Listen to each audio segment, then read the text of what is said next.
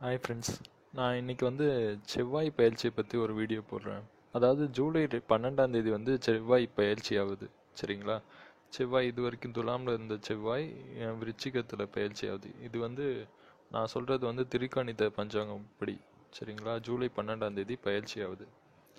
செவ்வாய் பயிற்சி என்ன, மற்றவங்கெல்லாம் அந்த செவ்வாய் பயிற்சி பற்றி பெருசாக வீடியோ எதுவும் போட மாட்டேங்கிறாங்க. நீங்கள் வந்து செவ்வாய் பயிற்சிக்கெல்லாம் போட்டுறீங்கன்னு யோசிக்கலாம். புரியுதுங்களா? அதாவது செவ்வாய் வந்து ஒவ்வொரு ராசிலையும் ஒரு 45 நாள் இருக்கும், 1.5 மாதம். சரிங்களா? நீங்கள் நிறைய பேர் யோசிச்சிருப்பீங்க, எனக்கு ராகு கேது பயிற்சியும் நல்லா இருக்கு, குரு பயிற்சியும் நல்லா இருக்கு, சனி பயிற்சியும் நல்லா இருக்கு, இருந்தாலும் கரெக்டாக எல்லாமே நடக்க வேண்டிய விஷயத்தில் வேலையில் பெருசாக நடக்கலை. என்ன காரணம்? அது காரணம் இதுதான். நீங்கள் பார்த்த பயிற்சி ஒரு 4 கிரகத்துக்கு பயிற்சி பார்த்துருப்பீங்க. ஆனால் ஜோதிடத்தில் 9 கிரகமும் இருக்குது. ஒவ்வொரு கிரகமும் ரொம்ப முக்கியம். புரியுதுங்களா? எல்லாருமே வந்து டிவியில் வரவங்க இல்லை பேப்பரில் எழுதுகிறவங்க எல்லாருமே வந்து செவ்வாய் பயிற்சி அதுக்கெல்லாம் முக்கியத்துவம் கொடுக்கறது கிடையாது. அதுக்கு 2 ரீசனு. ஒன்று, முழுசாக அவங்க அந்த பயிற்சியெல்லாம் வச்சு பலன் சொல்கிற அளவுக்கு வந்து அவங்களுக்கு தெரியுமான்னு தெரியல. அது மேபி முதல் ரீசனாக இருக்கலாம். 2வது ரீசன் வந்து அது அவ்வளோ முக்கியம் இல்லைன்னு அவங்க நினைக்கலாம். ஆனால் ஜோதிடப்படி எல்லா கிரகமே ரொம்பவும் முக்கியம். குரு எவ்வளோ முக்கியமோ அவ்வளோக்கு அவ்வளோ செவ்வாயும் முக்கியம், சனியும் முக்கியம். புரியுதுங்களா? சரி, ஃபைன். நான் எல்லா ராசிக்கும் வந்து அப்போ செவ்வாய் பயிற்சி இந்த மாதம் ஜூலை 12ஆம் தேதியிலேருந்து மாறப்போகுது. அது எப்படி இருக்குன்னு சொல்கிறேன். சரிங்களா? மறக்காமல் என்னோட மற்ற வீடியோஸையும் பாருங்கள். கண்டிப்பாக சப்ஸ்கிரைப் பண்ணுங்கள். இந்த மாதிரி ரெகுலராக நிறைய வீடியோஸ் போட்டிருப்பேன். சரிங்களா? ஒன்ஸ் நீங்கள் சப்ஸ்கிரைப் பண்ணிங்கன்னா இது அப்டேட் ஆகிட்டே இருக்கும் உங்களுக்கு. ஃபைன், நான் இப்போ ஸ்டார்ட் பண்ணுறேன். மேஷ ராசிக்குன்னு பார்த்தீங்கன்னு வச்சுக்கோங்களேன், செவ்வாய் வந்து 8ல் இருக்குது. ஸோ இவங்க வந்து வண்டியெல்லாம் ஓட்டிட்டு போகும்போது, டூ வீலர்லாம் ஓட்டி போட்டு போகும்போது கண்டிப்பாக ஹெல்மெட் போட்டு போகணும். ஏன்னா ரீசன் என்னென்னா, மேபி இது 8ஆம் இடத்துல செவ்வாய் இருந்ததுன்னா ரத்த காவு வாங்க வைக்கும். அதாவது ஆக்சிடெண்ட் ஆக வாய்ப்பு இருக்குது. அதுவும் செவ்வாய்க்கு வந்து தலையை தான் குறிக்கும். அதனால தலையிலையும் அடிப்பட வாய்ப்பு இருக்குது. இது பெஸ்ட்டு விஷயம் என்னென்னா, இப்போ வந்து செவ்வாய் ராசிக்காரங்க வந்து ஜூலை 12ஆம் தேதிக்கு மேலே போய் ரத்த தானம் கொடுத்துட்டு வந்தாங்கன்னா நல்லாயிருக்கும். எதுவுமே வந்து அசம்பாவிதம் நடக்காது. அதாவது ரத்தம் உடம்புல வந்து போக வேண்டியது தான் இது. அதுக்கு நீங்களே போய் ரத்தத்தை தானம் பண்ணி கொடுத்துட்டீங்கன்னா அதுவும் நல்லது. புரியுதுங்களா? பெரிய தலைக்கு வந்த பிரச்சனை தலைப்பாகையோட போகுதுன்னு சொல்லுவாங்களே, கண்டம், அதே மாதிரி தான் போயிடும். சரிங்களா? ஸோ மற்றபடி வந்து உங்கள் தொழிலெல்லாம் பார்த்திங்கன்னா நல்லாவே இருக்கும். குறிப்பாக காவல்துறை, இராணுவம், அதுவும் ரியல் எஸ்டேட் பண்ணுறவங்களுக்கு இது கொஞ்சம் வந்து அப்ஸ் அண்ட் டவுன்ஸ் நிறைஞ்ச இது ஒரு 1.5 மாதமாக இருக்கும். அதாவது நீங்கள் எதிர்பார்க்காத பழைய லாபங்கள் எல்லாம் டக்குன்னு திடீர்னு வர வாய்ப்பு இருக்குது. ஆனால் எதிர்பார்த்துட்டு இருக்கிறது தள்ளி போகும். சரிங்களா? ஸோ அந்த மாதிரி மேஷராசிக்கு மிக்ஸ்டுன்னு சொல்லலாம். ரெண்டுமே, இந்த பக்கம் நல்லதும் நடக்கும் கெட்டதும் நடக்கும்னு வச்சுக்கோங்களேன். சரி, ஃபைன். அப்போ ரிஷபராசிக்கு பார்க்கலாம். ரிஷபராசிக்குன்னு பார்த்தீங்கன்னா 7ல் வரும். அதாவது களத்திரத்தோட சண்டை வர வாய்ப்பு இருக்குது. களத்திரத்தால் பிரச்சனை வர வாய்ப்பு இருக்குது. களத்திரம்னா உங்கள் ஒய்ஃப் கூட இல்லை உங்கள் ஹஸ்பண்ட் கூட பிரச்சனை ஏதாவது சண்டை போட வாய்ப்பு இருக்குது. இந்த 45 நாள் கொஞ்சம் அது வந்து உங்கள் வாயை நீங்கள் முதல்ல அடக்கணும். புரியுதுங்களா? ரிஷப ராசிக்காரங்க. ஸோ ரிஷப ராசிக்காரங்க வெளியில் பார்க்கும்போது பெரிய ஆளுங்களா தெரிவாங்க. பட் வந்து எனக்கு தெரிஞ்ச நிறைய ரிஷப ராசிக்காரங்க வீட்டுக்குள்ளே போனால் அப்படியே ஆப்போசிட்டு. நிறைய பேர் இன்னும் சொன்னால் ஒய்ஃப் கிட்ட வாங்குற மாதிரி ரிஷப ராசிக்காரங்கெல்லாம் நிறைய பேர் இருக்காங்க. ஸோ அவங்கெல்லாம் இந்த 45 நாள் கண்டிப்பாக ஜாக்கிரதையாக இருந்தாகணும். சரிங்களா? அதுவும் இல்லாமல் அவங்க உடம்புலையும் கொஞ்சம் அக்கறை செலுத்துறது நல்லது. இவங்களும் ரிஷப ராசிக்காரங்களும் அவங்களும் வந்து ரத்த தானம் பண்ணுறது நல்லது. சரிங்களா? ஏன்னா வந்து செவ்வாயோட 8வது திருஷ்டி வந்து வேறு இடத்துலையும் படுது, 2ஆம் வீட்லேயும். ஸோ அதையும் பார்க்கணும். சரிங்களா? ஓகே. அப்புறம் மிதுன ராசிக்கு பார்க்கலாம். மிதுன ராசிக்கு செவ்வாய் வந்து 6ல் இருக்குது. மிதுன ராசிக்கு செவ்வாய் வந்து 6ல் இருக்கிறது நல்லது தான். சரிங்களா? மற்றபடி பொதுவாக வந்து 6, 8, 12 இருக்கிறதுக்கு எழுதுதல்னு சொல்லுவாங்க. ஆனால் மிதுன ராசிக்கு வந்து செவ்வாய் வந்து அவ்வளோவா நல்லது எதுவும் பண்ணாது. ஸோ அதனால் செவ்வாய் 6ல் மறையிறது ரொம்ப நல்லது. சரிங்களா? ஸோ உங்களுக்கு வந்து இந்த 45 நாள் ரொம்ப நல்லாவே இருக்கும். நீங்கள் ரொம்ப நாள் எதிர்பார்த்துட்டு இருந்த சுகங்கள் எல்லாம் கிடைக்கும். திடீர்னு லேண்டு வாங்கணும்னு ரொம்ப நாளாக பிளான் பண்ணியிருந்தேன்னா இப்போ கிடைக்கும். சரிங்களா? ஸோ அதாவது லேண்டு இப்போ வாங்கிடலாம், நல்லதே நடக்கும். ஏதாவது லேண்டு சம்மந்தமான பிரச்சனை ஏதாவது போயிட்டு இருந்ததுன்னா சீக்கிரம் முடியும். சரிங்களா? ஃபைன். அப்போ கடகராசிக்கு பார்க்கலாம். இப்போ கடகராசிக்கு இது ரொம்ப அனுகூலமான இது. அதாவது குறிப்பாக உங்கள் பசங்களுக்கு படிப்பில் நல்லா இன்ட்ரெஸ்ட் வரும். சரிங்களா? பசங்க வந்து ரொம்ப நாளாக வந்து கொஞ்சம் பெரியவங்க ஆகி வேலை தேடி கிடைக்காம இருந்தாங்கன்னா இந்த டயத்தில் வந்து வேலை கிடைக்க வாய்ப்பு இருக்குது. சரிங்களா? அது மட்டும் இல்லாமல் நீங்கள் கொஞ்சம் படிச்சுட்டு இருக்கீங்க, கொஞ்சம் இப்போ தான் ஒரு டீனேஜ் பசங்களாக இருந்தீங்கன்னு வச்சுக்கோங்களேன், கடகராசிக்காரங்களுக்கு ஏதாவது அவங்க எதிர்பார்க்காத காதல் அமைய வாய்ப்பு இருக்குது. இதுவும் சொல்கிறேன், கண்டிப்பாக கடகராசி ஆண்களாக இருந்தாலும் சரி பெண்களாக இருந்தாலும் சரி எதிர்பார்க்காத காதல் அமைய வாய்ப்பு இருக்குது கடகராசிக்கு வித்தின் இந்த 45 டேஸ்க்குள்ளே. சரிங்களா? அதாவது ஜூலை 12லேருந்து அடுத்த ஒரு 45 டேஸ்க்குள்ளே. அப்புறம் சிம்ம ராசிக்கு பார்த்தீங்கன்னா 3ல் இருக்க செவ்வாய் 4ல் போகுது. என்ன பண்ணும்? சிம்ம ராசிக்கு கண்டிப்பாக வந்து யோகாதிபதி கடகராசிக்கு மாதிரியே. ஸோ செவ்வாய் வந்து ரொம்ப நல்லது தானே பண்ணும், கண்டிப்பாக நல்லது தான் பண்ணும். ரியல் எஸ்டேட் தொழிலில் இருக்கிறவங்க, அதுவும் வந்து இந்த சமையல்காரங்க, ஸோ இவங்களுக்கெல்லாம் வந்து ரொம்ப அனுகூலமான டைம் தான் இந்த 45 டேஸு. ரொம்ப நல்லாவே போகும். என்ன ப்ராஜெக்ட்ஸ் எல்லாம் சைன் பண்ணணுமோ இப்போவே அந்த வித்தின் ஒரு 45 டேஸ்க்குள்ளே நீங்கள் ஸ்டார்ட் பண்ணிங்கன்னா எல்லாமே சக்ஸஸ்ஃபுல்லாக நடக்கும், குறிப்பாக அந்த சிம்ம ராசிக்காரங்களுக்கு. ஸோ இது எல்லாமே நல்லாயிருக்கும்.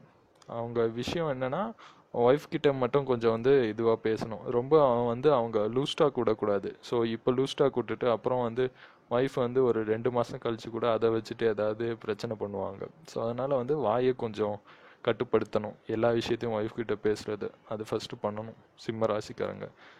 ஃபைன். அப்புறம் கன்னி ராசிக்கு பார்க்கலாம். கன்னி ராசிக்கு இதுவும் வந்து ரொம்ப நல்ல இது தான். ஆனால் செவ்வாய் வந்து 3ல், அதாவது மிதுனத்துக்கும் கன்னிக்கும் வந்து செவ்வாய் வந்து ஸ்ட்ராங்காக இருக்கிறத விட மறைஞ்சிருக்கிறதே நல்லது.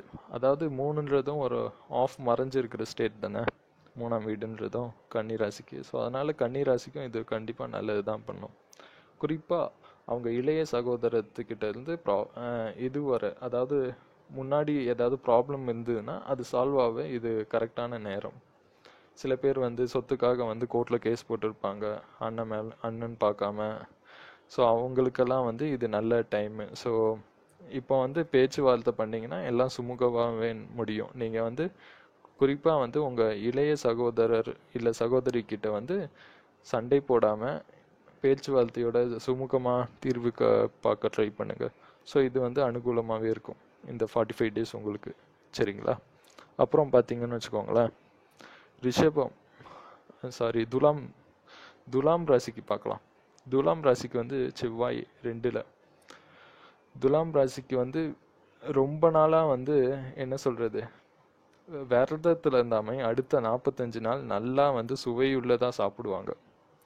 நல்லா வந்து என்ன சொல்கிறது, நான்வெஜ்ஜாக இருக்கட்டும் எதுவாக இருந்தாலும் சரி காரசாரமாக சாப்பிடணும்னு தோணும். முதல்ல அந்த ஜூலை 12ஆம் தேதியிலேருந்து நீங்கள் வேணால் பாருங்கள் துலாம் ராசிக்காரங்களுக்கு. சரிங்களா? ஸோ அவங்க வந்து மற்றவங்க கிட்ட வந்து ரொம்ப கோபமாக பேசுறதுக்கும் வாய்ப்பு இருக்குது. கண்டிப்பாக உடம்பு ஹீட்டானாலும் நாக்கும் ஹீட் ஆகிடும். உடம்பெல்லாம் ஹீட் ஆகினா கோபமும் அதிகமாக வரும். கண்டிப்பாக வந்து துலாம் ராசிங்க வந்து கோபத்தை கட்டுப்படுத்தணும். ரொம்ப வந்து அதிகமாக தேவையில்லாமல் கோவப்படக்கூடாது, தேவையில்லாமல் பேசவே கூடாது மற்றவங்க கிட்ட. துலாம் ராசிக்காரங்க கண்டிப்பாக வாயை கட்டி போடணும் இப்போ. சரிங்களா? கட்டி போடணுன்னா நீங்கள் சாப்பிடலாம், ஆனால் வந்து ரொம்ப கோவத்தோடு மற்றவங்க கிட்ட பேசாதீங்க. புரியுதுங்களா? சரி. அப்புறம் விருச்சிக ராசிக்கு பார்க்கலாம். விருச்சிக ராசிக்கு ராசிலேயே இருக்குது. விருச்சிக ராசிலேயே இது ரொம்ப நல்லது. செவ்வாய் ராசிலே இருந்ததுன்னா ரொம்ப தைரியம் வரும். முன்னாடி இல்லாத தைரியம்லாம் இப்போ அந்த ஜூலை 12ஆம் தேதியிலேருந்து ரொம்ப அதிகமாகவே தைரியமாக இருப்பாங்க விருச்சிக ராசிக்காரங்க. நீங்கள் உங்களுக்கு தெரிஞ்சவங்க யாராவது இருந்தால் பாருங்கள், ரொம்ப கோழையாக இருப்பாங்க நேச்சுரலாகவே. ஆனால் இந்த அடுத்த ஒரு 45 டேஸ் வந்து ரொம்ப தைரியமாக இருப்பாங்க. அவங்க வந்து ரொம்ப ப்ரொட்டக்டிவாக இருப்பாங்க. அவங்க என்ன சொல்கிறது, அவங்க ஒய்ஃப் சைடும் சரி, ஒய்ஃபோட ஃபேமிலிக்கிட்டேயும் சரி, அவங்க வீட்லேயும் சரி ரொம்ப ப்ரொட்டக்டிவாக இருப்பாங்க.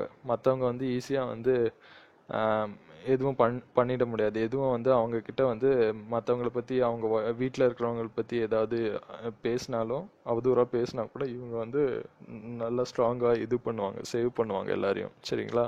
ஃபைன். அப்புறம் தனுசு ராசிக்கு பார்க்கலாம். தனுசு ராசிக்கு பார்த்தீங்கன்னா 12ல் வரும். தனுசு ராசிக்கு 12ல் வர்றது என்ன குறிக்குதுன்னா வந்து அவங்களுக்கு அயன சுகம் கிடைக்கும். படுக்கை அறை சுகம். அதாவது ரொம்ப நாளாக வந்து என்ன சொல்கிறது, தனியாக இருந்தவங்க, பிரம்மச்சாரியாக இருந்தவங்க வந்து கல்யாணம் ஆகி கிடைக்கிற சுகம் தனுசு ராசிக்கு இப்போ கிடைக்கும். அது கண்டிப்பாக கல்யாணம் ஆகாதவங்களுக்கு மட்டும் இல்லை, ஆனவங்களுக்கும் இதே தான். சரிங்களா? ஸோ அது செவ்வாயை வச்சு கிளியராக சொல்லலாம். இன்னொரு விஷயம், கோபமும் அதிகமாக வரும், அதையும் கட்டுப்படுத்தணும், அதுவும் தெரியுது. புரியுதுங்களா?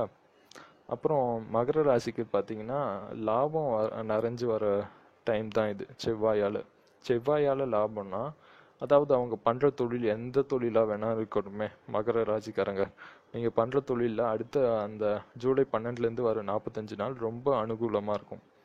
நீங்களே எதிர்பார்க்காத ப்ராஃபிட் வரும் உங்கள் தொழிலில், நார்மலாக கிடைக்கிறத விட. அதுவும் குறிப்பாக விவசாயம் பண்ணுறவங்களுக்கு ரொம்ப நல்லது. விவசாயம் எல்லாம் பண்ணுறவங்களுக்கு ரொம்ப நல்லாவே இருக்கும் இந்த டைம். சரிங்களா? விவசாயம் பண்ணுறவங்களுக்கு, டாக்டர்ஸ்க்கு, அப்புறம் தீயணைப்பு துறையில் வேலை பார்க்குறவங்களுக்கு, சமையல்காரங்களும் கண்டிப்பாக அவங்களுக்கும் நல்லாவே இருக்கும் இந்த டைம். சரிங்களா? ஃபைன். அப்புறம் கும்பராசிக்கு பார்த்தீங்கன்னா அவங்களுக்கும் இது வேலை எல்லாம் நல்லாவே இருக்கும்.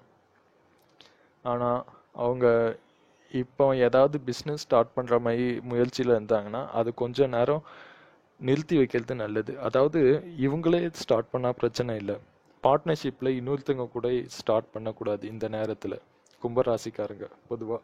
சரிங்களா? ஸோ அது மட்டும் பார்க்கணும். மற்றபடி மீதியெல்லாம் அவங்க தொழிலும் நல்லாவே போயிட்டு இருக்கும். மகர ராசிக்கு நான் சொன்ன மாதிரியே கும்பராசிக்கும் எல்லாருக்கும் தொழில் நல்லாவே போயிட்டு இருக்கும். சரிங்களா? அதில் எந்த ப்ராப்ளமும் இல்லை.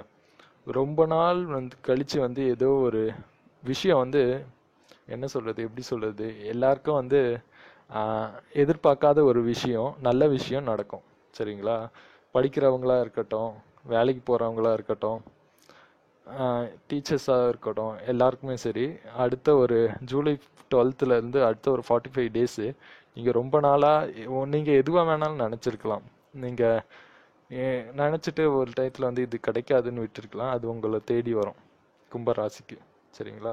அப்புறம் மீன ராசிக்கு பார்த்தீங்கன்னா அப்பாவுக்கு வந்து முன்னாடி வந்து உடல்நிலை பிரச்சனையாக இருக்கலாம்.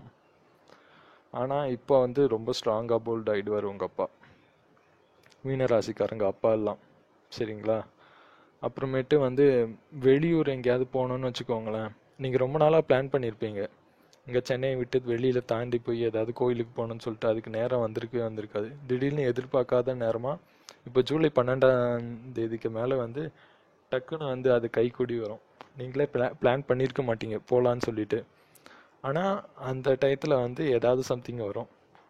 சரிங்களா? உங்களுக்கு தெரிஞ்சவங்க போவாங்க, உங்களுக்கும் அப்போ ஆஃபீஸில் டக்குன்னு லீவு கிடைக்கும், அவங்க தெரிஞ்சவங்களே டிக்கெட் எடுத்து கொடுத்துருவாங்க, எல்லாம் பர்ஃபெக்டாக நடக்கும். சரிங்களா? ஒரு ரொம்ப தூரம் போய் ஒரு ரிலீஜியஸ் ஆக்டிவிட்டீஸ்க்காக நீங்கள் வெளியே போகலாம். சரிங்களா? கண்டிப்பாக இது ரொம்ப நல்லாவே இருக்கும் மீனராசிக்காரங்களுக்கும். சரிங்களா? தேங்க்யூ. என்னோட இந்த வீடியோ மட்டும் இல்லை, மற்ற எல்லா வீடியோஸையும் பாருங்கள். இனிமேட்டு ரெகுலராக இந்த மாதிரி அப்லோட் பண்ணிகிட்டே இருப்பேன். கண்டிப்பாக வந்து சப்ஸ்கிரைப் பண்ண மறந்துடாதீங்க. தேங்க்யூ.